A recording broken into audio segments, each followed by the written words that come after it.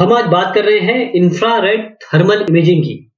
Infrared thermal imaging यानी कि जो इलेक्ट्रोमैग्नेटिक स्पेक्ट्रम है उसमें एक पर्टिकुलर बैंड, एक पर्टिकुलर रेंज में हम इमेजिंग करते हैं यहाँ पे, और इसके फायदे नुकसान ये क्या है ये सब हम आज देखेंगे। बेसिकली शुरुआत करते हैं इंट्रोडक्शन से।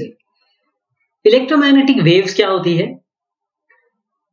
आपने समुद्र में जो वेव्स उठती हैं जिसे हम लहरें कहते हैं, आपने देखा कि किसी जगह उठती है और फिर वो अपनी एनर्जी लाती है और आपके तट पे आके यानी कि बैंक पे आके उसकी एनर्जी शेड हो जाती है और एनर्जी ट्रांसफर करती है। बेसिकली ये जो लहरें उठ रही है इसका कारण यह है कि चाहे पानी हो चाहे साउंड वेव हो, ये एनर्जी ट्रांसफर करती है और उनको एक मीडियम चाहिए।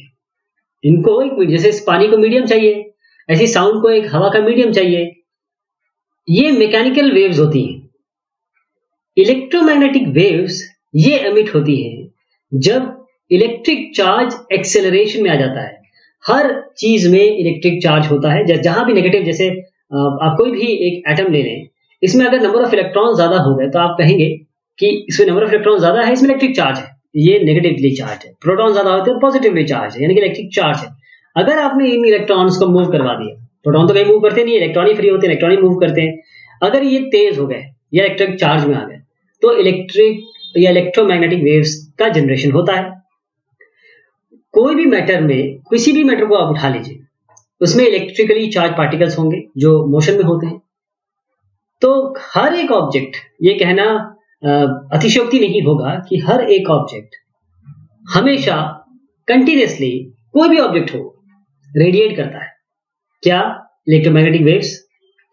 सबसे बड़ी बात, जिस tरिके से यहां हमने वाटर और साउंड वेव्स की बात की, इनको एक मीडियम चाहिए। इलेक्ट्रोमैग्नेटिक वेव्स, इनको मीडियम ही चाहिए। ये एज वाइब्रेशन ट्रेवल करते हैं। इलेक्ट्रिकल और मैग्नेटिक फील्ड के they travel as vibrations, so they don't need any electromagnetic waves. क्या स्पीड होती है इलेक्ट्रोमैग्नेटिक वेव्स की? देखिए, 3 इंटू 10 की घात 8 यानी 3 into 10 to the power 8 metre पर सेकेंड। ओके, यानी कि अगर सन से अर्थ की बात की जाए कि कितना समय लेती है आने में, सन से अर्थ जो कि 150 मिलियन माइल्स है, 8 मिनट लेती है बस इस स्पीड पे। तो इलेक्ट्रोमैग्नेटिक वेव्स की अगर बात करें, अगर देखें तो हमारे पास कुछ इस तरीके से इसका डायरेक्शन होता है। ये देखिए, इलेक्ट्रो, यहां नीला जो देख पा रहे हैं आप, रेड जो है ये मैग्नेटिक है, यानी ये हमेशा परपेंडिकुलर डायरेक्शन में फ्लो करती है। ये डायरेक्शन है इलेक्ट्रोमैग्नेटिक वेव्स का। यहां इलेक्ट्रिकल वेव्स है, यहां आपकी मतलब इलेक्ट्रिकल फील्ड है, यहां पर मैग्नेटिक फील्ड है। तो लाइट वेव्स, इसकी क्लासिकल थ्योरी की बात करें तो लाइट वेव को हम कैसे कैरेक्टराइज करते हैं? एम्पलीट्यूड से, फ्रीक्वेंसी से, वेवलेंथ से। ये सारी चीजें हम किसी भी वेव थ्योरी के बारे में बात करते हैं। देखिए साहब, यहां से लेकर यहां तक ये एम्पलीट्यूड हो गया, राइट। ये इधर से लेकर इधर तक आपका वेवलेंथ हो गया। ऐसे ही जो वेव की लेंथ है, जब वो रिपीट होना शुरू होती है, यानी कि यहां ऐसे आई, यहां आगे बढ़ी और यहां के यहां बढ़ी, तो ये इन दोनों में जो डिफरेंस है वो वेवलेंथ है। ये आपका फ्रीक्वेंसी, मतलब एक यूनिट में या एक सेकंड में कितना ट्रैवल कर लेती है, कितनी वेव्स ट्रैवल कर लेती है। एम्पलीट्यूड, ये हाइट हो गई आपकी। तो एनर्जी जो वेव की है वो हमेशा प्रोपोर्शनल होती है एम्पलीट्यूड स्क्वायर के बराबर, यानी कि I is directly proportional to A square, energy किसी भी वेव की। और क्वांटम थ्योरी की अगर हम बात करें, वहां पर हम लाइट का जो पार्टिकल देखते हैं जिसे हम फोटोन कहते हैं। तो अगर हम क्वांटम थ्योरी की बात करें, लाइट एक पार्टिकल की तरह है और फोटोन हमसे कह रहे हैं। तो E is equal to H new.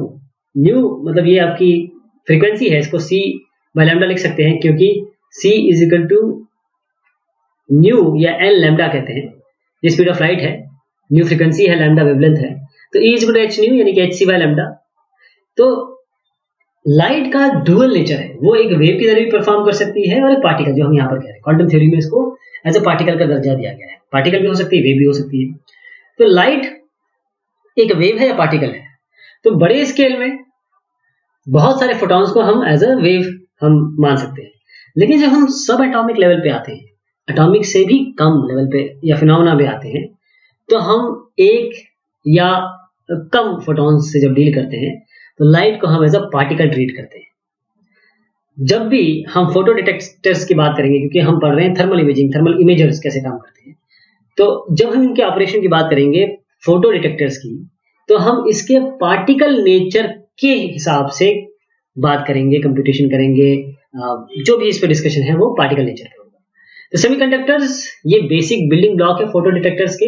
Photo detector कौन से हैं? जो फोटोन डिटेक्ट करेंगे। ओके, इसके बारे में आगे बात करते हैं। तो इससे पहले कि हम ये सेमीकंडक्टर की बात करें, थोड़ा बैंड थ्योरी की बात कर लेते हैं सॉलिड्स की।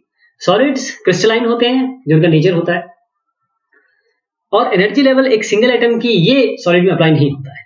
तो जब बहुत सारे एटम्स जैसे कि सॉलिड क्रिस्टल में एक साथ आ जाते हैं, तो वहां पर एनर्जी बैंड्स के बीच में स्प्लिट आ जाता है, मतलब एनर्जी बैंड के बीच में एक लेवल स्प्लिट आ जाता है। आप कंटिन्यूअस एनर्जी बैंड बना सकते हैं। यहाँ पर उनके बीच में एनर्जी गैप हो सकता है, नहीं भी हो सकता है।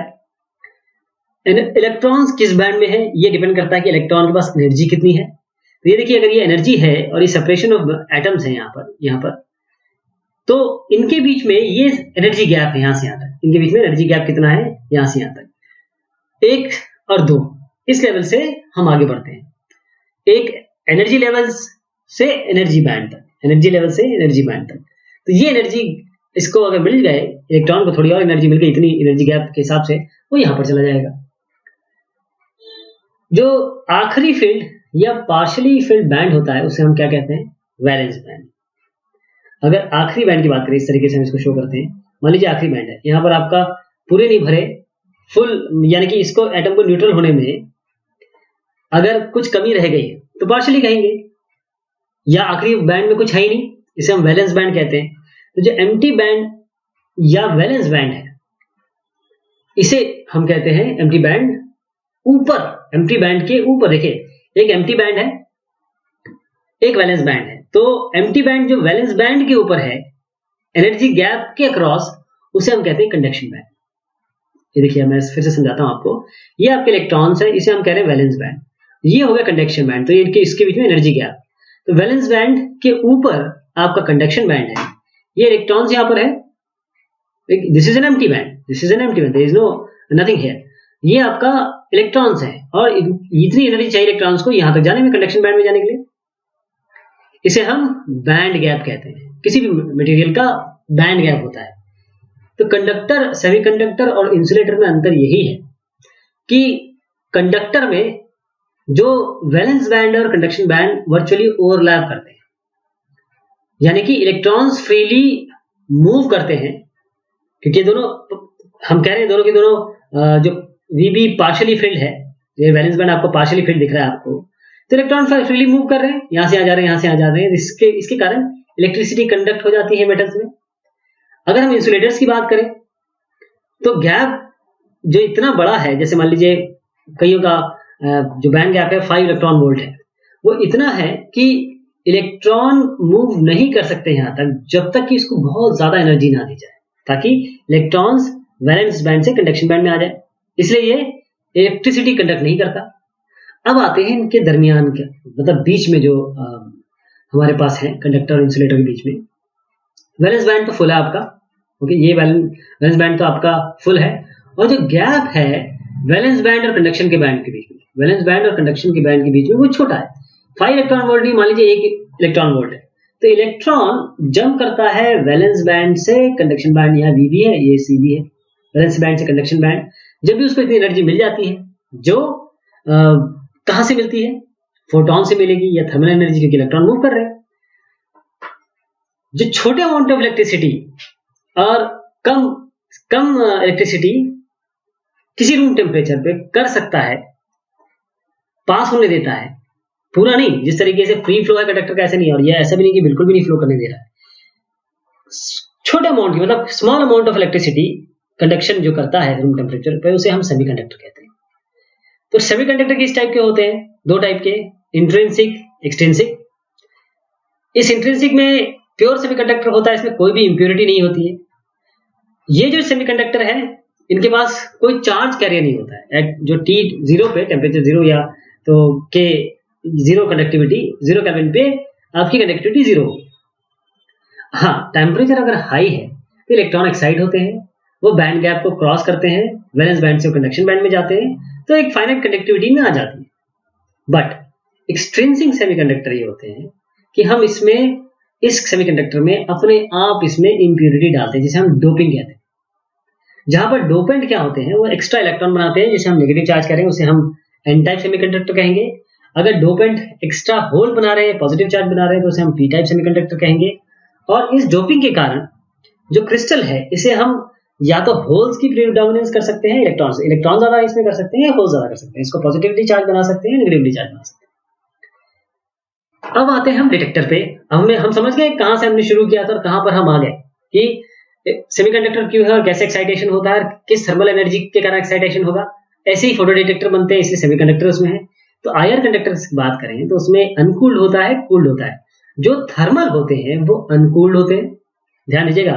जो थर्मल या अनकूल्ड दोनों एक ही हैं। और जो फोटोन वाले होते हैं, फोटोन बेस्ड होते हैं, जो फोटोन के कारण एक्साइट होते हैं, उसे हम कहते हैं कूल्ड। तो एक अनकूल्ड एक कूल्ड। तो जो अनकूल्ड है या थर्मल पे जो काम करते हैं उसमें पायरोइलेक्ट्रिक है, वोलोमीटर है, थर्मोपाइल है। जबकि जो फोटोन या कूल्ड है वो उसमें फोटोवोल्टाइक है, फोटोडायोड है, फोटोकंडक्टिव।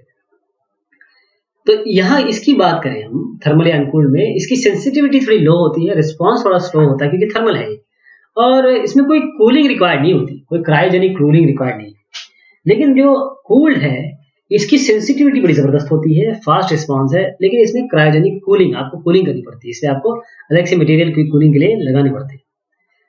अब फोटोन डिटेक्टर्स का प्रिंसिपल क्या है ये भी देख लीजिए। अगर ये फैब्रिकेटेड है या फैब्रिकेट किए गए हैं सिंगल टाइप सेमीकंडक्टर से, राइट, जनरली हम उसको फैब्रिकेट करते हैं सिंगल टाइप सेमीकंडक्टर से। जब फोटोन एब्जॉर्ब किए जाते हैं सेमीकंडक्टर, अब देखिए यहां पर सेमीकंडक्टर के बारे में बहुत बात हो गई, अब इस पे फोटोन आ रहा है। ओके, जैसे ही फोटोन एब्जॉर्ब किया जाता है सेमीकंडक्टर द्वारा, वो इलेक्ट्रॉन जनरेट करता है और होल, इलेक्ट्रॉन और होल पेयर जनरेट करता है, यानी कि चार्ज कैरियर बनते हैं। तो जब इलेक्ट्रॉन और होल ये बने, पेयर बने, जो इनके बढ़ने के कारण, इन चार्ज कैरियर जिसे हम फोटोन और इलेक्ट्रॉन कहते हैं, इनके बढ़ने के कारण इलेक्ट्रिकल कंडक्टिविटी बन जाती है सेमीकंडक्टर में। मैंने बताया था इलेक्ट्रिकल कंडक्टिविटी तभी होती है इलेक्ट्रॉन ज्यादा हो या होल ज्यादा हो, तभी तो इलेक्ट्रॉन मूव करेगा यहां से वहां अपनी जगह पाने के लिए। तो जो चेंज है इस इलेक्ट्रिकल कंडक्टिविटी में, ये चीज चेंज हुई है, ये करंट फ्लो करवाती है सर्किट में। क्योंकि अब क्या हो गया, इलेक्ट्रिकल कंडक्टिविटी चेंज हुआ, पोटेंशियल डिफरेंस आ गया कुछ, तो करंट फ्लो करेगा। तो जो मेजरेबल चेंज है, जो वोल्टेज ड्रॉप हुआ इस लोड रजिस्टर में, मैं बताता हूं यहां पर क्या क्या है। यहां पर इस कारण से जैसे ही फोटोन डिटेक्ट होता है, हमको एक मेजरेबल चेंज मिलता है वोल्टेज ड्रॉप में, क्योंकि रजिस्टर लगा हुआ है। तो देखिए यहाँ पर ये ओमिक कंटेंट है, यहाँ पर आपकी इंसिडेंट रेडिएशन आ रही है। जैसे इंसिडेंट रेडिएशन आएगी यहाँ पर मूवमेंट शुरू हो जाएगा, अब यहाँ पर देखिए आपको यहाँ पर इलेक्ट्रिसिटी मिल जाएगी, यानी कि आपको इलेक्ट्रिसिटी मतलब आपको वोल्टेज ड्रॉप मिलेगा। तो उससे पता चल जाएगा कि कुछ ना कुछ इलेक्ट्रिसिटी प्रोड्यूस हुई है। अब जो फोटोवोल्टेइक डिटेक्टर्स है, इसमें देखिए हमने क्या बात की थी, इसमें हमने क्या कहा था, इसमें फोटोवोल्टेइक, फोटोडायोड और फोटोकंडक्टिव। तो अगर हम फोटोवोल्टेइक की बात करें तो ये फोटोवोल्टेइक इफेक्ट जो पीएन जंक्शन के ऊपर होता है उस पर बेस्ड है। इसमें कोई बायस वोल्टेज रिक्वायर्ड नहीं होती। अगर जंक्शन शॉर्ट सर्किटेड है, तो करंट इस सर्किट में बहेगा जब जंक्शन को आप इल्यूमिनेट करेंगे। इसका मतलब ये होता है कि ये आपका शॉर्ट सर्किट है, ये आपका ओपन सर्किट है। अगर आप इसको शॉर्ट करेंगे तब करंट बहेगा, यानी कि ओपन सर्किट जिसे हम फोटोवोल्टेइक कह रहे हैं। यहाँ पर सोलर सेल्स हैं, लो डार्क करंट है, स्लो रिस्पॉन्स है इसका। तो जैसे ही इस पे आएगा इंडिकेटर या फिर रेडिएशन आएगी, तो आप देखिए क्योंकि हम पीएन जंक्शन की बात कर रहे हैं, ये फोटोवोल्टेइक जो पीएन जंक्शन में होता है इसके अक्रॉस, इस कारण से इलेक्ट जनरेट होगा, ये इसका एक्सप्रेशन है। तो एक फोटोन एक इलेक्ट्रॉन और एक होल क्रिएट करता है। अगर हम फोटो डायोड डिटेक्टर की बात करें, जो पीएन जंक्शन है जिसमें रिवर्स बायस वोल्टेज होता है, रिवर्स बायस यहाँ पर देखेंगे आप, एक पीएन जंक्शन जिसमें रिवर्स बायस वोल्टेज होता है उसे हम फोटो डायोड कहते हैं। तो अगर आप रिवर्स बायस लगाते हैं फोटो डायोड में, तो ये क्या इंक्रीज करता है, जो फोटोवोल्टेइक डिटेक्टर की रिस्पॉन्स की स्पीड को बढ़ा देता है। लेकिन इसमें एक चीज है, डार्क लीकेज बढ़ जाती है। जैसे आप रिवर्स वोल्टेज लगाएंगे तो डार्क लीकेज बढ़ जाती है। तो इससे क्या होता है कि जो शॉर्ट नॉइज है फोटो डायोड में जो जनरेट हो रही है वो भी बढ़ जाती है। तो जनरली हम अगर बात करें तो पीएन जंक्शन ये फोटो वोल्टेइक मोड में ऑपरेट हम करवाते हैं जब हमारे पास प्राइम हमारा एजेंडा होगा कि जो नॉइज है वो लो होनी चाहिए, राइट। और जब हमको रिवर्स बायस में मैक्सिमम स्पीड चाहिए होती है तब हम फोटो डायोड डिटेक्टर्स लगाते हैं। अगर हम बात करें मटेरियल्स की तो फोटो कंडक्टिव या फोटो डायोड डिटेक्टर में जनरली हम क्या यूज करते हैं, सिलिकॉन SI, ये विजिबल NIR, ये नियर अल्ट्रावायलेट और NIR में यहाँ लगता है। विजिबल, नियर अल्ट्रावायलेट और नियर इंफ्रारेड में सिलिकॉन यूज करते हैं। अगर हम नियर इंफ्रारेड की बात करें तो जर्मेनियम है, INGAS यानी कि इंडियम गैलियम आर्सेनाइड है, ये यूज करते हैं। ऐसे आपके पास indium antimonide INSB, indium arsenide INAS और मर्क्यूरी कैडमियम टेलोराइड MCT। ये जब हम ये डोप किए जाते हैं कॉपर या गोल्ड से तो इसके लिए इसमें हम फिर लॉन्गर वेवलेंथ जो LWIR है वहां पर भी हम इसको ले जा सकते हैं। तो अगर हम इसका यहाँ पर ग्राफ देखें तो इस जगह पे हम सिलिकॉन यूज कर रहे हैं, यहाँ पर हम जी जर्मेनियम में आ गए, यहाँ लॉन्ग पे अब INGAS यहाँ पे आ गए, INGAS। और फिर अगर हम ये कॉपर और गोल्ड कॉम्बिनेशन की बात करें तो और लॉन्ग में हम जा सकते हैं। जो वर्किंग प्रिंसिपल है थर्मल डिटेक्टर्स का वो कैसा है, इसमें एक अब्जॉर्बर होता है, एक ट्रांसड्यूसर होता है और एक थर्मल इंसुलेशन होता है। अब्जॉर्बर क्या करता है, ये इंफ्रारेड रेडिएशन को अब्जॉर्ब करता है और कन्वर्ट करता है इन IR रेडिएशन को हीट एनर्जी में या फिर टेम्परेचर चेंज में। टेम्परेचर चेंज T2 -T1 ये delta T change, temperature change हो रहा है, राइट। जैसे हीट वो अब्जॉर्ब करेगा, टेम्परेचर चेंज होगा। ट्रांसड्यूसर क्या करेगा, ट्रांसड्यूसर इस डेल्टा D को ऑब्जर्व करेगा और इसको किसी एक मेजरेबल पैरामीटर में चेंज कर देगा। फिर यहाँ पर थर्मल इंसुलेशन भी है आपके पास, ओके। जो भी टेम्परेचर राइज हो रहा है अब्जॉर्बर या ट्रांसड्यूसर में वो आपके थर्मल इंसुलेशन दिखेगा इसको। थर्मोपाइल डिटेक्टर की बात करें तो ये सीबैक इफेक्ट पे बेस्ड है। जब दो डिसिमिलर मेटल या सेमीकंडक्टर्स एक साथ हम जोड़ते हैं और जो दोनों के दोनों अलग अलग जंक्शन है वहां पर टेम्परेचर डिफरेंट होते हैं, मतलब डिफरेंट टेम्परेचर्स होते हैं, तो एक थर्मोइलेक्ट्रिक इलेक्ट्रोमैग्नेटिक फोर्स एक जनरेट हो जाता है जिसके कारण करंट फ्लो करने लगता है सर्किट में। तो थर्मोपाइल में बहुत सारे थर्मोकपल्स होते हैं, एक नहीं बहुत सारे थर्मोकपल्स होते हैं। तो जो चेंज इन टेम्परेचर है थर्मोकपल में वो चेंज इन वोल्टेज के हिसाब से हम उसको पढ़ सकते हैं। पायरोइलेक्ट्रिक डिटेक्टर्स की बात करें तो ये यूज करते हैं पायरोइलेक्ट्रिक इफेक्ट, फोटोन को सेंस करने के लिए ये डिटेक्टर यूज करते हैं पायरोइलेक्ट्रिक इफेक्ट। तो कौन कौन से मटेरियल है जो पायरोइलेक्ट्रिक इफेक्ट को पकड़ लेते हैं, जिनके मॉलिक्यूल्स में डायपोल मोमेंट होता है, जैसे कि TGS ट्राई ग्लाइसिन सल्फेट या LiTA लिथियम टेंटलेट या पॉलीविनाइल फ्लोराइड, ये सब पायरोइलेक्ट्रिक पे काम करते हैं। इसका एडवांटेज क्या है, इसका फास्टर रिस्पॉन्स है, बाकी थर्मल डिटेक्टर से ज्यादा फास्टर रिस्पॉन्स है। डिसएडवांटेज क्या है, पायरोइलेक्ट्रिक डिटेक्टर्स में DC सिग्नल नहीं है, यानी कि जो सरफेस टेम्परेचर है उसको हमको मॉड्यूलेट करना पड़ता है टाइम के साथ। चाहे आप कोई चॉपर रख दें डिटेक्टर के सामने, तो इसके एप्लीकेशन में पायरोइलेक्ट्रिक डिटेक्टर जो है ये हम यूज करते हैं टेम्परेचर चेंज सेंसर्स में और इंफ्रारेड इमेजिंग में। तो ये भी यही काम करता है, चेंज जो टेम्परेचर होता है उसमें पायरोइलेक्ट्रिक जो डिटेक्टर्स हैं वो चेंज इन पोलराइजेशन के हिसाब से आपको कंटेंट दिखाते हैं। बोरोमीटर डिटेक्टर की बात करें तो बोरोमीटर क्या फिनोमेना यूज करता है, ये यूज करता है चेंज इन रेजिस्टेंस। जब भी टेम्परेचर चेंज होता है तो जो रेजिस्टेंस में चेंज हो रहा है, जब भी IR रेडिएशन इंसिडेंट होगी बोरोमीटर पे तो टेम्परेचर चेंज होगा, जो चेंज करेगा रेजिस्टेंस को। ये जो चेंज रेजिस्टेंस में हो रहा है ना, ये सेंस कौन करेगा, इलेक्ट्रिक बायस, ताकि वो मेजर कर सके इंसिडेंट फोटोन की एनर्जी। तो जो बोरोमीटर, आप बोरोमीटर की जो बात करें जो यहाँ पर देख रहे हैं, ये वोल्टेज सोर्स के साथ सीरीज में होता है ताकि जो करंट फ्लो करे उसके थ्रू और जैसे रेजिस्टेंस चेंज करे, जो वोल्टेज ड्रॉप हो रहा है वो फोटोन एनर्जी सेंसिंग मैकेनिज्म में जाए। तो जो चेंज इन टेम्परेचर है बोरोमीटर में वो चेंज इन रेजिस्टेंस के हिसाब से हम कंप्यूट कर सकते हैं कि इसकी वैल्यू क्या होगी। अगर फोटो डिटेक्टर परफॉर्मेंस मैट्रिक्स की बात करें तो इसमें आता है रिस्पॉन्सिविटी। ये क्या चीज होती है? ये है डिटेक्टर का आउटपुट हर एक यूनिट इनपुट पे डिटेक्टर कितना आउटपुट दे रहा है। तो रिस्पॉन्सिविटी को हम लिख सकते हैं output photo current divided by input optical power, यानी IP बाय IO। तो रिस्पॉन्सिविटी हम किस में निकालते हैं? अगर देखिए, एक आइडियल फोटो डायोड का ऐसा होना चाहिए, लेकिन जो टिपिकल फोटो डायोड होता है इस तरीके से आता है। ये इसका वेवलेंथ रेंज है, राइट। और ये A बाय W, यानी कि output photo current by incident optical power, जिसे हम रिस्पॉन्सिविटी कह रहे हैं, ये यहां से निकलती है। ऐसी क्वांटम एफिशिएंसी है। क्वांटम एफिशिएंसी क्या होती है? कितने नंबर, यहां नंबर की बात हो रही है, इलेक्ट्रॉन होल पेयर्स हर एक इंसिडेंट फोटोन के हिसाब से, हर एक फोटोन इंसिडेंट के हिसाब से जितना भी फोटोन इंसिडेंट हो रहे हैं, कितने इलेक्ट्रॉन होल पेयर जनरेट हो रहे हैं, डिटेक्टर कितने जनरेट कर रहा है, इसे हम क्वांटम एफिशिएंसी कहते हैं।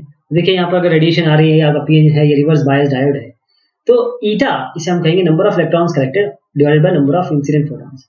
तो इसे भी कह सकते हैं इलेक्ट्रॉन रेट, जो इलेक्ट्रॉन पर सेकंड है, या इंसिडेंट फोटो रेट जिसे फोटो पर सेकंड कह सकते हैं, RE बाय RP। तो अब पिक्सल साइज की अगर हम बात करें, ये भी एक मीट्रिक है।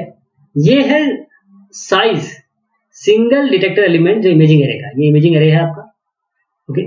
इसमें सिर्फ सिंगल डिटेक्टर एलिमेंट है इमेजिंग एरे का, उसे हम पिक्सल साइज कहते हैं। अगर ज्यादा पिक्सल साइज है, इसका मतलब ज्यादा ऑप्टिकल एनर्जी या लाइट आप कलेक्ट कर पा रहे हैं, तो सेंसिटिविटी इसकी हायर हो गई। लेकिन लोअर रेजोल्यूशन का मतलब होता है लोअर डिटेल, लेसर डिटेल। तो जो 3 से 10 माइक्रोमीटर के होते हैं, उसके लिए 3 से 10 माइक्रोमीटर हम पिक्सल साइज बता रहे हैं आपके VIS और NIR के लिए, नियर इंफ्रारेड विजुअल के लिए। 20 माइक्रोमीटर आपका जाता है कूल्ड MWIR और LWIR के लिए। 17 और 25 माइक्रोमीटर आपके अनकूल्ड LWIR डिटेक्टर के लिए। तो ये सिंगल आपके पिक्सल है। फिल फैक्टर भी होता है इसमें, जिसमें active area divided by total area, यानी जो रेशियो है effective area divided by the total area एक सिंगल डिटेक्टर एलिमेंट का, इसे हम कहते हैं। देखिए यहां से ज्यादा समझ आएगा, ये पूरा एरिया तो इतना है, इतना, लेकिन इसका एक्टिव एरिया इतना ही है। जितना परसेंट पिक्सल एरिया कैप्चर करता है फोटोन को, तो ये 25% से 100% हो सकता है, इसे हम फिल फैक्टर कहते हैं। वेल कैपेसिटी भी होती है इसमें। पिक्सल की कैपेसिटी, इसकी एबिलिटी समझ लीजिए। जो फोटो जनरेटेड इलेक्ट्रॉन्स हैं, एक पिक्सल की कितनी एबिलिटी है कि उस फोटो जनरेटेड इलेक्ट्रॉन्स को कलेक्ट कर सके। सैचुरेशन चार्ज जैसे 45 से 100 के तक जाता है, इलेक्ट्रॉन्स तक जाता है। ये पूरी तरीके से पिक्सल साइज पे डिपेंड करता है, राइट। जैसे ब्लूमिंग इफेक्ट देख रहे हैं आप, ये डायनेमिक रेंज को लिमिट कर सकता है। और एक डिटेक्टर एक बार जब फिल हो गया, जब एक बार ये डिटेक्टर जब वेल फिल हो गया, तो इलेक्ट्रॉन फ्लो कर सकता है नेबरिंग पिक्सल में, जिसे हम ब्लूमिंग इफेक्ट यहाँ पर देख रहे हैं, ब्लूमिंग इफेक्ट हो रहा है। अब फोटो डिटेक्टर्स में आप देखिए कमर्शियल इमेजिंग क्या है। आप ये सारी जो चीजें आप देख रहे हैं, ये सारी की सारी आपके कमर्शियल इमेजिंग में काम आती है। सब में फोटो डिटेक्टर्स लगे हुए हैं। तो ये हमने बात की आज बहुत शॉर्ट में थर्मल इमेजिंग में फोटो डिटेक्टर्स के बारे में। बहुत शुक्रिया, बहुत मेहरबानी आप सभी की।